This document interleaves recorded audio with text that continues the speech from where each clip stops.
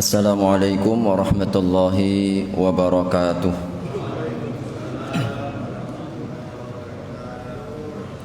Innal hamdalillah nahmaduhu wa nasta'inuhu wa nastaghfiruh wa na'udzu billahi min shururi anfusina wa min sayyiati a'malina.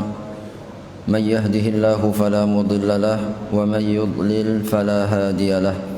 Ashhadu an la ilaha illallah wahdahu la syarika lah wa ashhadu anna Muhammadan abduhu wa rasuluh la nabiyya ba'dah. Allahumma salli ala nabiyyina Muhammad wa ala alihi wa sahbihi wa sallim ajma'in, amma ba'du. Segala puji serta syukur marilah kita panjatkan kehadirat Allah Subhanahu wa taala. Salawat serta salam mari pula kita sampaikan kepada Nabi Allah Muhammad sallallahu alaihi wasallam, keluarga, para sahabat serta seluruh umatnya hingga akhir zaman. Hadirin rahimakumullah, di pertemuan sebelumnya pekan yang lalu kita telah memasuki pokok bahasan, yaitu Kitabut Taubah, yaitu bab yang membicarakan tentang taubat, dan kita telah sampaikan pengantar dari Imam An-Nawawi terkait dengan bab ini. Berikut beberapa ayat-ayat yang terkait dengan taubat. Insyaallah kita akan mengawali di dalam bab ini sebagaimana dicantumkan oleh Imam An-Nawawi. Hadis yang pertama, wa an Abi Hurairah radhiyallahu anhu qala, dan dari sahabat Abu Hurairah radhiyallahu anhu, ia telah berkata, sami'tu Rasulullah sallallahu alaihi wasallam yaqul, aku mendengar Rasulullah sallallahu bersabda, wallahi inni la astaghfirullah wa atubu ilaihi fil yaumi akthara min 70 marratan. Demi Allah, sungguh aku memohon ampun kepada Allah dan bertaubat kepadanya dalam sehari, fil yaum akthar, lebih banyak, min 70 marratan, dibandingkan 70 kali. Dalam riwayat yang lain, hadis nomor yang kedua dalam bab ini, wa anil Aghar ibni Yasar al-Muzani radhiyallahu anhu qala, dari sahabat Aghar bin Yasar al-Muzani, ia telah berkata, qala Rasulullah sallallahu alaihi wasallam, Rasulullah sallallahu bersabda, ya ayyuhan nas, wahai sekalian manusia, tubu ilallahi wastaghfiruh, bertaubatlah kalian kepada Allah dan beristighfarlah, memohon ampun kepadanya.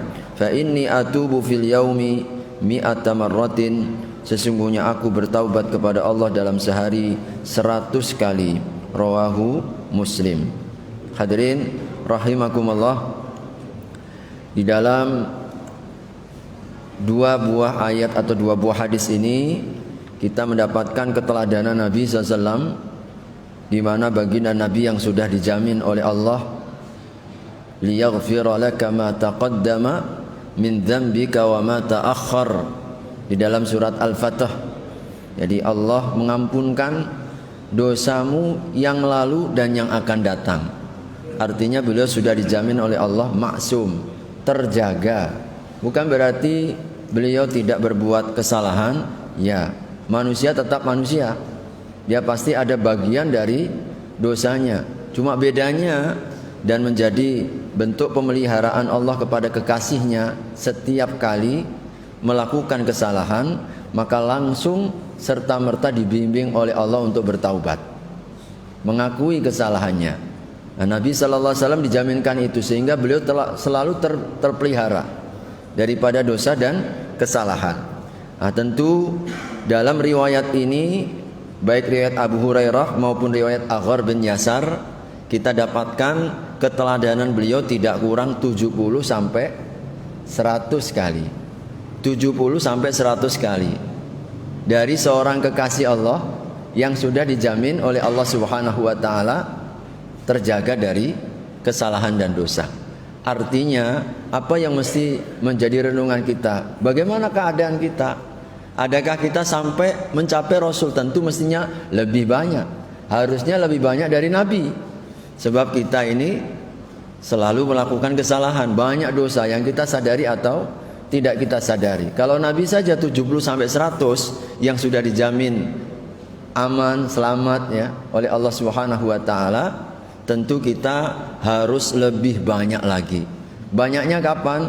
Ya banyaknya seperti apa? Banyak-banyak beristighfar. Istighfarnya itu yang banyak-banyak. Maka di antara salah satu kemuliaan seorang hamba tatkala nanti ketika di yaumil hisab, dia dapatkan catatan amalnya adalah istighfar. Banyak-banyak memohon ampun kepada Allah Subhanahu wa taala. Hadirin rahimakumullah, tentu ini menjadi keteladanan bagi kita agar kita sering-sering minimalnya kalau kita lepas sholat langsung istighfar 3 kali minimal, kan itu Pak. Astaghfirullahaladzim wa atubu ilaih. Janganlah sampai kita habis sholat assalamualaikum macam orang terburu-buru begitu luar biasanya, seakan ada aktivitas yang lebih penting. Padahal sungguh yang paling penting, yang paling utama, yang akan menentukan hidup kita, bukan saja di dunia, hidup kita di akhirat. Kualitas hidup kita itu ditentukan oleh sholat kita. Sholatnya baik, amal yang lain baik, hidupnya juga baik. Bagaimana mungkin Allah akan memperhatikan kita sedang kita menyia-nyiakan ibadah tertinggi yang tidak mungkin gugur dalam keadaan apapun, adalah sholat. Maka ketika kita sholat ini mesti harus tenang. Nah tentu hadirin, kita merasa ya bahwa banyak kelemahan dan kekurangannya, maka minimalnya kita membaca istighfar ya kepada Allah Subhanahu wa taala. Ini minimalnya.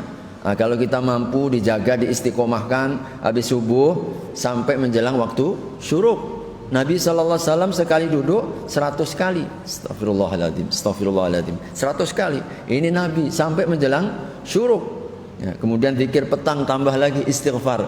Intinya istighfar ini sering-sering kita baca. Maka insya Allah mudah-mudahan pertama kita ittiba ya, menteladani Nabi sebagai tanda cinta seorang umat kepada nabinya.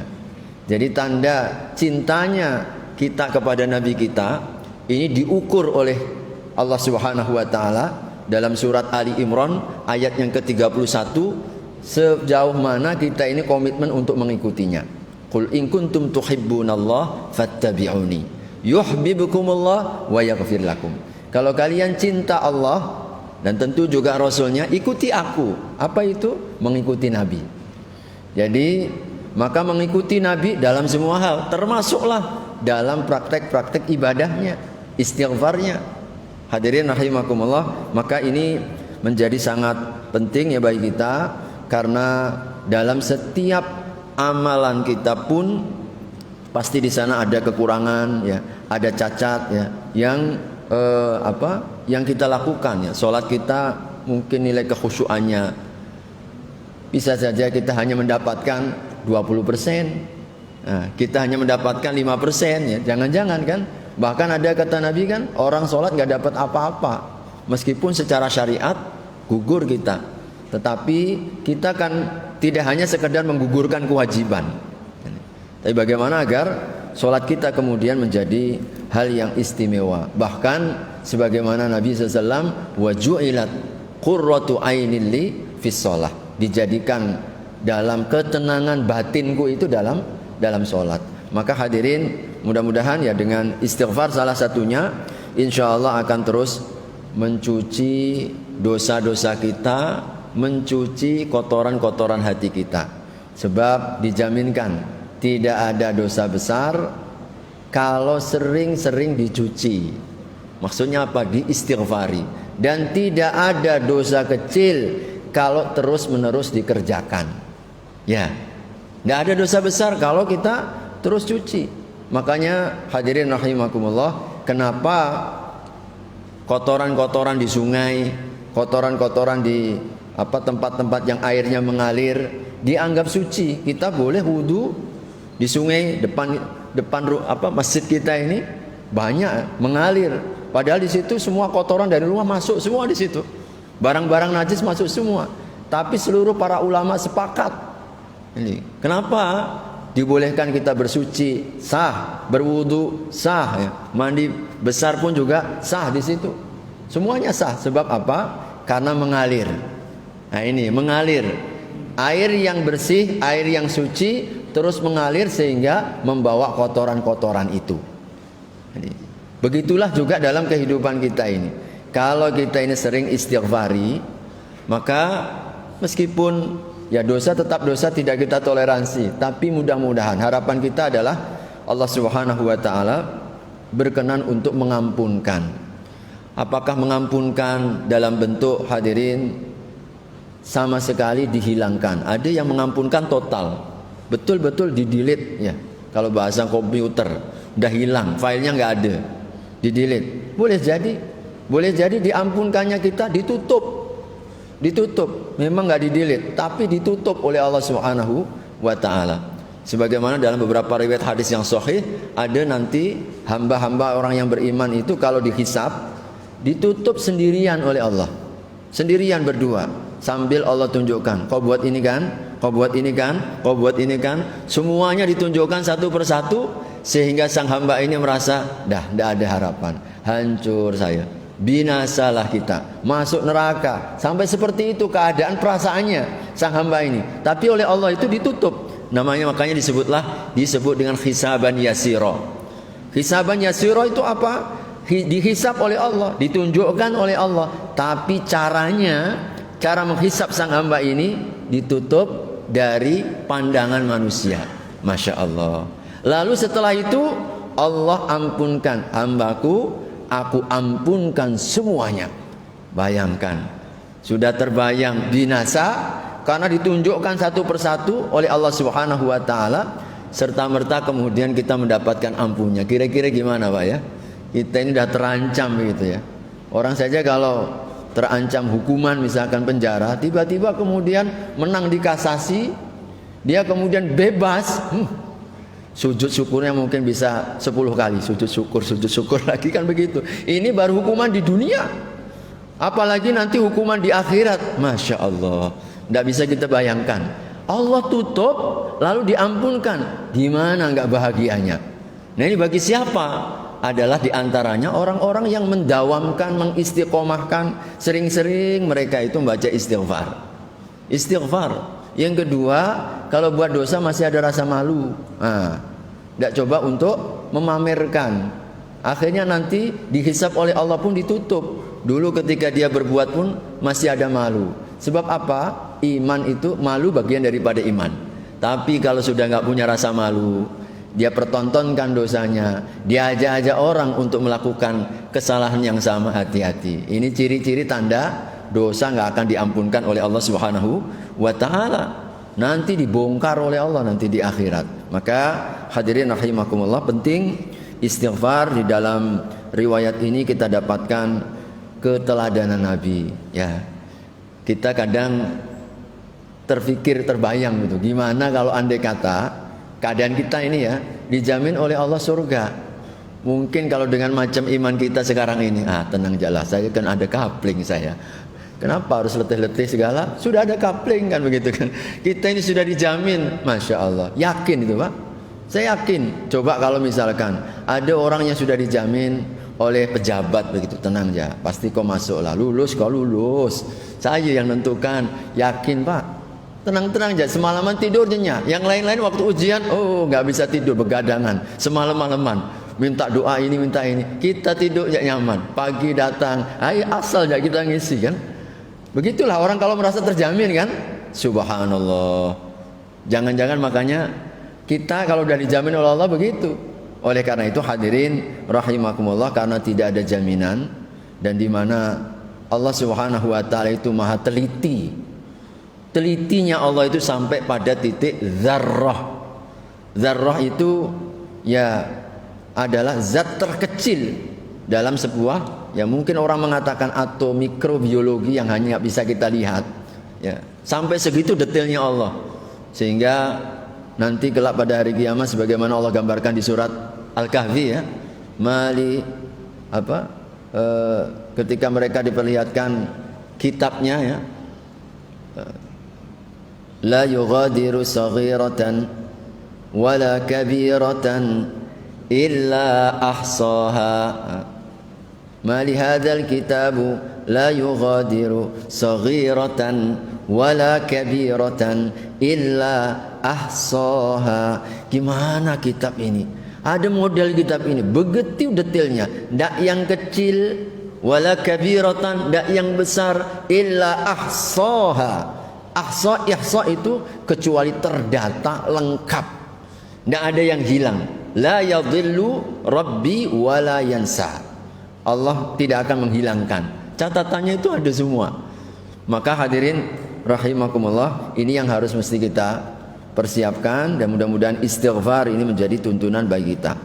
Berikutnya hadirin, hadis yang ketiga dalam bab ini, wa an Abi Hamzata Anas ibn Malik al-Ansari, dari Abu Hamzah Anas bin Malik al-Ansari, khadimu Rasulullah sallallahu alaihi wasallam, yaitu pelayannya Rasulullah. Sahabat Anas bin Malik dari kecil dah melayani Nabi atas permintaan ibunya. Dah ya Rasulullah, ini aku punya anak, aku wakafkan untukmu, terserah apa aja yang kau inginkan daripada putraku. Intinya ini untuk melayanimu dalam semua hal. Maka dari kecil sahabat Anas itu bersama Nabi, ya, bersama Nabi sallallahu alaihi wasallam. Maka bagaimana tidak kemudian menjadi salah satu di antara perawi hadis terbanyak, bahkan mendapatkan keberkahan doanya Nabi. Berkahnya Anas bin Malik dari doanya Nabi apa? Ya Allah, berkahi umurnya, berkahi hartanya, dan berkahi keturunannya. Maka tiga-tiganya terwujud. Satu-satunya sahabat yang terakhir wafat karena umurnya sangat panjang adalah sahabat Anas bin Malik. Hartanya banyak, anaknya tidak terhitung. Anaknya itu banyak. Anaknya pun banyak, Pak. Subhanallah. Berarti kira-kira dari istri berapa itu ya?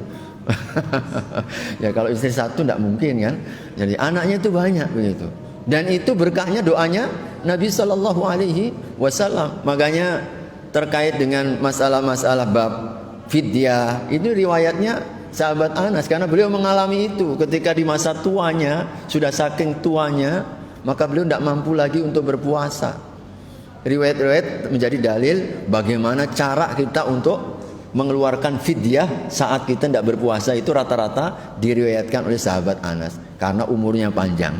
Nah, Nabi SAW bersabda yang langsung didengar oleh sahabat Anas, lallahu afrahu bitaubati akhi bitaubati abdihi min ahadikum saqata ala ba'irihi wa qad adallahu fi ardi falatin, muttafaqun alaih.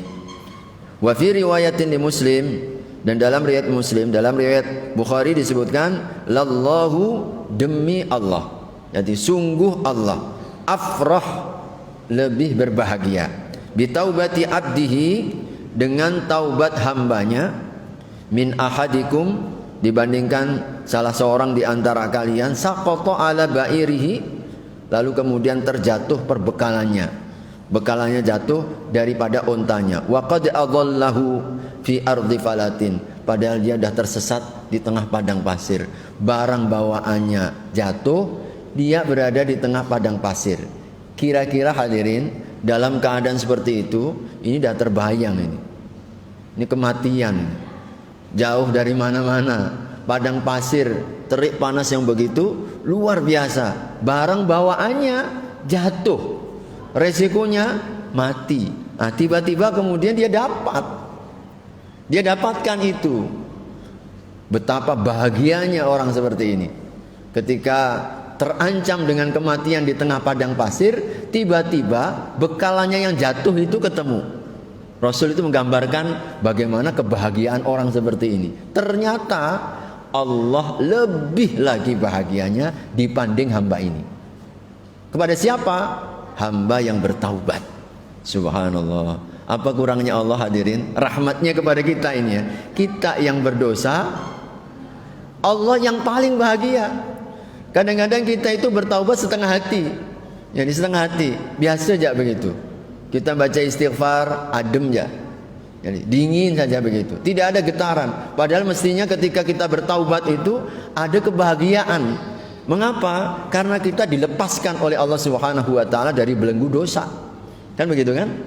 Kita ini dibelenggu, terikat begitu. Lalu kemudian kita bebas. Bayangkan, mestinya kan orang itu kalau dah terikat lalu kemudian terbebas, bahagianya luar biasa. Habis di penjara, keluar penjara, bahagia, hari istimewa itu.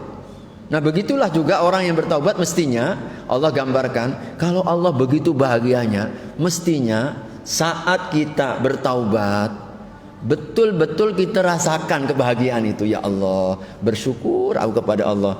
Coba kalau aku ndak hijrah ini, aku ndak bertaubat kembali, jangan-jangan tempatku bukan di sini ya Allah.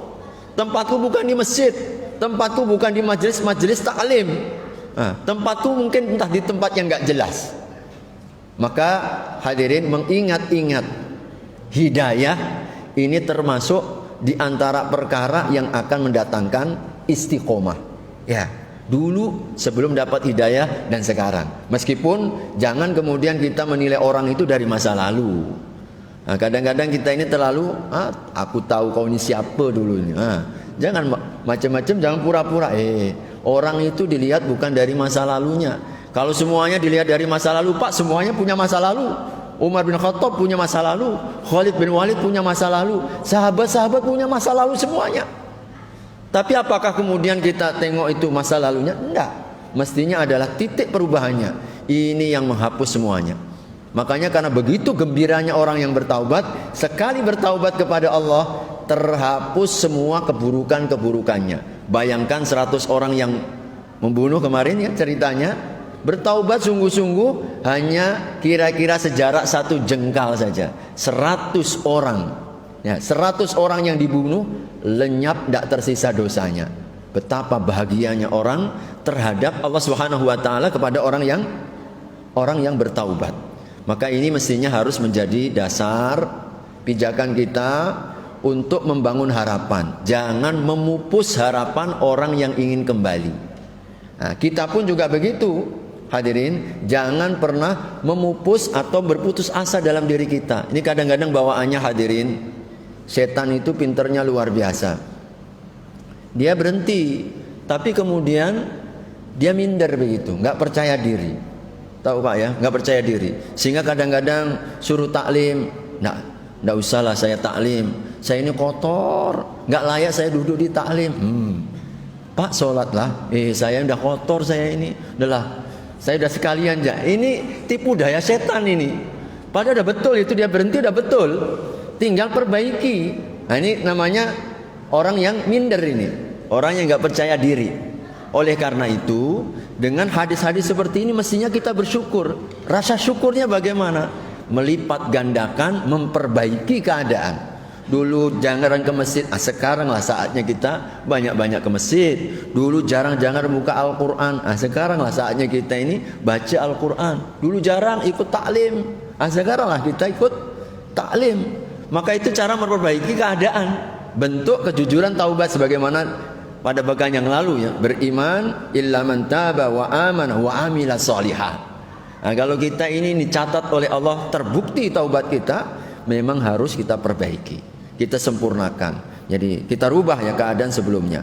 Maka hadirin rahimakumullah, ini riwayat memberikan harapan kepada kita, tidak boleh berputus asa. Sesulit apapun keadaannya, seberat apapun keadaannya, segelap apapun masa lalunya, jangan sekali-kali kita memutus harapan kepada saudara kita. Bahkan Nabi mengancam kalau kita ini berani-berani dalam riwayat yang lain, kalau kalian mengatakan kepada saudaramu kau tidak akan diampunkan oleh Allah, misalkan ya, engkau nggak akan diampunkan, neraka lah kau ini, udah begitu macam kau ini, misalkan begitu, neraka lah. Orang yang memutuskan seperti itu, barang siapa yang mereka mengatakan engkau tidak akan diampunkan oleh Allah, maka Allah akan katakan aku ampunkan dia dan aku gugurkan amal-amalmu. Jadi kita yang mengatakan ini langsung digugurkan oleh Allah. Kenapa? Kita mendahului Allah. Allah Maha Rahim, Allah Maha penerima taubat. Kenapa engkau tutup pintu taubatnya bagi seseorang? Nabi SAW beliau tidak pernah menutup. Bayangkan hadirin. Jadi apalagi kurangnya ya, orang yang Nabi Shallallahu Alaihi Wasallam, beliau itu ketika perkara yang amat menyedihkan, salah satunya adalah ketika pamanda Nabi dibunuh, gugur dalam perang Uhud. Yani, gugurnya pun mengerikan sekali. Perutnya, isi perutnya dibongkar karena diambil jantungnya. Begitu bencinya. Jadi begitu bencinya, sehingga kemudian jantungnya, karena ini adalah pesannya, namanya budak Al-Ansi. Budak ini janjikan merdeka oleh tuannya, yaitu Hindun. Jadi Hindun ini adalah istrinya salah satu, saya lupa, Abu Sufyan kalau tidak salah. Ya, istrinya Abu Sufyan. Jadi Hindun ini, dia pesan, pokoknya kalau kau bisa membunuh Hamzah, kau bisa ambil jantungnya, kau merdeka. Maka dia berlatih terus ujung tombak, berlatih hingga saat yang ditunggu-tunggu itu memang datang, ditombak betul. Setelah kemudian kenal, kemudian disobek, diambil jantungnya, dikerat-kerat oleh Hindun. Subhanallah, Nabi sedihnya luar biasa. Hadirin rahimakumullah, begitu murkanya Nabi dan sedihnya luar biasa itu, bagaimana kiranya kemudian di hari yang lain, kesempatan yang lain, siapa sangka budak yang membunuh Nabi, budak yang membunuh pamannya itu lalu masuk Islam. Ini kan kalau kita hanya berbicara pakai perasaan, pakai dendam kesumat, keluarga dekat kita, pamannya kita, subhanallah, meninggalnya dalam keadaan seperti itu, kita ini nggak pernah akan mampu mengendalikan diri. Kalau tengok ada orang yang bunuh orang yang kita cintai, bawahnya kan begitu Pak. Kita tengok misalkan, nauzubillah ya, andai kata mungkin istri kita, anak kita dibunuh, lalu kita tahu mukanya orang itu, cemana lah Pak ya. Mungkin kita ini balas dendam saat itu juga kan. Tapi Nabi luar biasa, Nabi itu mampu mengendalikan diri. Ketika beliau baik-baik masuk Islam, terbayang betul ini yang membunuh pamannya, tapi Nabi lapang dada, mampu mengendalikan. Tidak ada murka, tidak ada kemudian dendam kesumat. Subhanallah, itulah Nabi SAW. Jadi ketika beliau sangat senang begitu ya, sangat senang dengan orang yang bertaubat ya. Allah Subhanahu wa taala mencintai orang-orang yang bertaubat ini. Oleh karena itu hadirin rahimakumullah, di dalam riwayat ini kita mendapatkan beberapa petunjuk tentu. Yang pertama, penetapan sifat Allah Subhanahu wa taala itu juga bahagia. Tentu kebahagiaan Allah sesuai dengan kemuliaan Allah. Wallahu a'lam. Kita apakah bagian seperti kita mungkin, wallahu a'lam. Cuma kita menetapkan Allah bahagia. Dah, sampai di situ. Allahu afrah. Allah itu bahagia. Bahagia, senang. Allah itu kalau udah senang itu mengampunkan. Apalagi kalau Allah itu tersenyum. Allah kalau udah tersenyum akan menghindarkan kita dari siksa. Ya, Allah tersenyum. Bahkan Allah juga tertawa dalam beberapa riwayat hadis yang lain. Seperti halnya riwayat dalam Muslim ketika Nabi menceritakan tentang orang yang terakhir masuk surga. Ada orang terakhir masuk surga, terakhir keluar dari neraka dalam keadaan merangkak. Keluarnya itu dalam keadaan merangkak. Lalu kemudian datanglah mau masuk ya ke surga, tapi beliau maju mundur ragu gitu. Masih ada tempat ke, panggil, masuklah hambaku, dah penuh, panggil balik lagi, masuk lagi, sampai yang ketiga kali Allah kemudian katakan kepada sang hamba ini, hambaku, beliau sambil Allah Subhanahu wa taala ya, Nabi ketika menceritakan itu sambil tersenyum. Allah Subhanahu wa taala betul-betul ya, macam kita ini ya, mungkin geli lah mungkin bahasanya, wallahu alam bizawab ya. Jadi ini hamba ditawarkan surga tapi tidak pede gitu masuk surga. Orang semuanya pengen masuk surga, dia malah bolak-balik sampai 3 kali dipanggil oleh Allah. Tapi terbayang dah penuh surga ini. Akhirnya kali yang ketiga Allah jaminkan, hambaku, bagaimana kalau surgamu itu 10 kali lipat luasnya langit dan bumi. Masya Allah, 10 kali lipat luasnya langit dan bumi. Langit ini berapa Pak luasnya? Bumi berapa ini luasnya? 10 kali lipat dijaminkan untuk orang yang terakhir masuk surga. Gimana orang yang awal-awal as-sabiqunal awwalun? Tidak terbayang kemurahan Allah Subhanahu wa taala kepada sang hamba ini.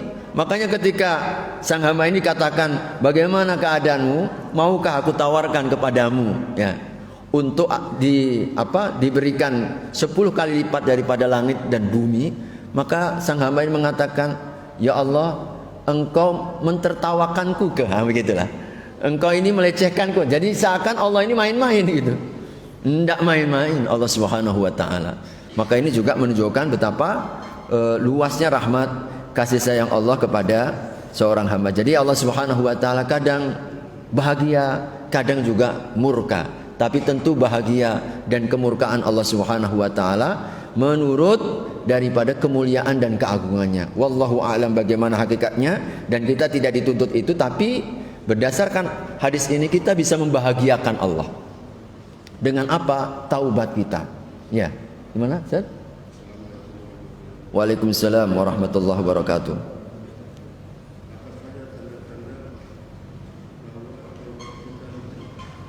Ya. Jazakallah khair. Ya, jadi hadirin rahimakumullah, taubat ketika diterima di sisi Allah tentu hal yang tampak ya secara zahir. Jadi adanya perubahan. Ya. Ya tentu ini yang paling tampak ya. Dia akan berubah dari yang baik kepada yang lebih baik, dari yang buruk kepada yang baik, dari maksiat kepada ketaatan kepada Allah Subhanahu wa taala. Jadi kalau seorang hamba itu dibimbing untuk melakukan kebaikan, tanda-tanda taufik kepada seorang hamba. Dan itu bukti cintanya Allah pada seorang hamba. Seorang hamba itu dicintai oleh Allah kapan? Ketika kita dibantu dalam amal soleh. Jadi hadirin, kalau kita dapat sholat berjamaah, bersyukurlah, berbahagialah. Sebab itu tanda cintanya Allah kepada kita. Jadi karena itu ada satu athar dikatakan, lihatlah kedudukanmu di sisi Allah, di mana Allah tempatkanmu dalam agamanya. Jadi kedudukan kita di sisi Allah adalah di mana kita ditempatkan dalam agamanya. Jadi kalau seorang hamba diberikan oleh Allah Subhanahu wa taala, dibukakan daripada agamanya lebih besar, maka tentu cintanya Allah kepada sang hamba ini lebih besar. Ada orang yang hanya mencukupkan diri dengan sholat yang wajib saja, tentu berbeda dengan orang yang dibukakan oleh Allah dengan sholat sunat sunnah, puasa-puasa yang sunnah, amal-amal ibadah yang sunnah. Maka kecintaan Allah kepada mereka lebih dibandingkan orang yang mungkin hanya mencukupkan yang wajib. Dan tentu ada orang juga yang wajib pun tidak dilaksanakan, dia hanya beriman. Allah cinta juga kepada mereka. Tapi tentu cintanya Allah kepada masing-masing hamba Allah itu berbeda-beda, bertingkat-tingkat. Ada yang dekat, ada yang sedang, ada yang... Maka oleh karena itu ketika kita dibantu oleh Allah dalam kebaikan, maka ini salah satu pertanda taubat kita diterima oleh Allah. Hati-hati istighfar kita ucapkan, tapi kemudian kita tetap dalam perbuatan dosa. Ini tanda-tanda tidak diterimanya. Yang kedua tentu hadirin para ulama ya, mereka mengatakan mulai berjarak dengan dunia. Ini memang perasaan ya, berjarak dengan dunia. Artinya tidak terlalu peduli. Bukan berarti bukan kaya, enggak. Diberikan oleh Allah Subhanahu wa taala kezuhudan. Jadi kezuhudan dan sikap qanaah. Zuhud itu tidak mesti orang miskin. Orang yang zuhud sesungguhnya adalah dunia dalam genggaman, tapi dia tidak merasa terikat oleh dunianya. Kalau orang miskin zuhud, memang seharusnya ada zuhud. Kan begitu kan? Udah miskin tidak zuhud ini. Ya bukan pada tempatnya. Orang zuhud itu macam Abu Bakar As-Siddiq, kayanya luar biasa, tapi tidak pernah terikat oleh dunianya. Sekali berinfak, semua hartanya dikasihkan. Macam Utsman bin Affan, apa kurangnya Utsman bin Affan? Beliau kayanya luar biasa, di antara sahabat yang kaya-kaya. Maka beliau begitu ringannya membantu 1000 ekor onta berikut isinya dalam perang Tabuk. Perang Tabuk 1000 ekor onta dengan isi-isinya, ringan aja itu mengeluarkan. Coba kalau orang terikat dengan dunianya, tidak ada zuhud dalam hatinya, maka dia akan pelit sekali. Masya Allah, berhitung dengan Allah dan berhitung dengan agamanya. Nah ini maka salah satu para ulama katakan tanda diterimanya taubat seseorang ketika sudah mulai.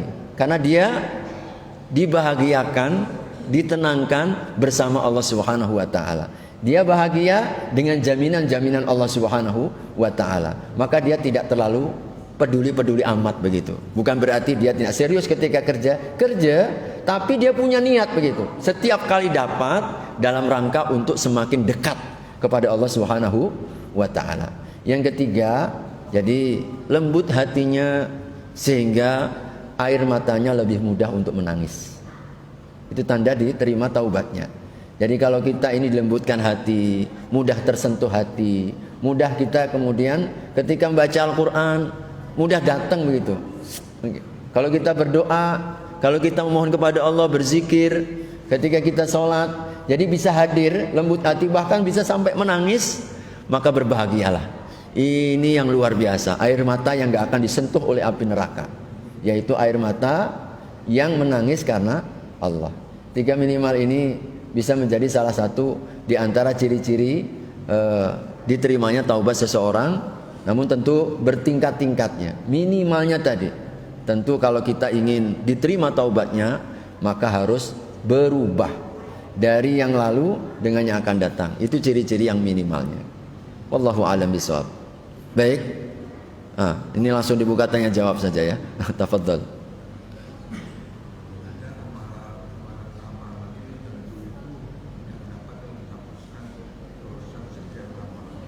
Ya.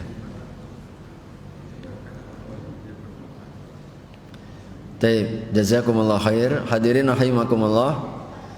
Setiap amal soleh yang kita lakukan, yang besar atau yang kecil, maka dengan izin Allah menjadi penghapus dosa dan kesalahan kita.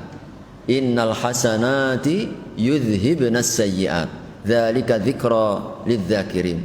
Sesungguhnya kebaikan-kebaikan kita umum sekali, yang besar atau yang kecil, semuanya dijadikan atau menjadi penghapus dosa-dosa kesalahan kita.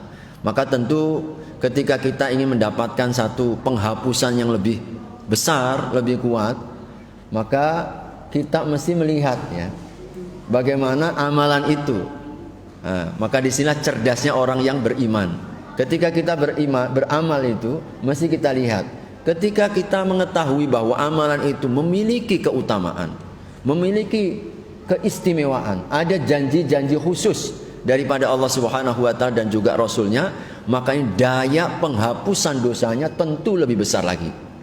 Lebih besar lagi. Contoh misalkan, ketika kita tahu bahwasanya Allah Subhanahu wa taala sangat mencintai orang yang majlis taklim begini. Majlis taklim ini dalam satu riwayat hadis, ketika seseorang bangkit dari majelis ilmunya, maka dikatakan kepada mereka, qumu maghfurin. Qumu maghfurin. Berdirilah kalian dalam keadaan diampunkan oleh Allah Subhanahu wa taala. Kemudian amalan-amalan seperti kemarin Asyura 10, ada jaminan Allah. Ketika itu kita laksanakan, dosa setahun yang lalu akan terhapuskan.